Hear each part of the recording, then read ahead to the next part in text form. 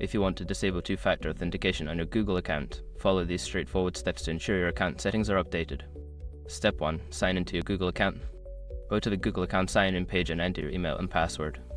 Make sure you're using the account for which you want to turn off two-factor authentication. Step 2. Access security settings.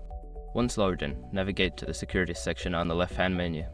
This area contains all security-related settings for your account. Step 3. Locate two-step verification. Scroll down to find the signing into Google section. Here, you will see an option for two-step verification. Click on it to proceed. Step 4. Turn off two-step verification. In the two-step verification settings, you will find an option to turn it off. Click on the Turn Off button and confirm your choice when prompted. Step 5. Review your security settings. Before starting recovery, use the sroc.com link in the description to open the account recovery checklist generator and make sure your verification details are ready.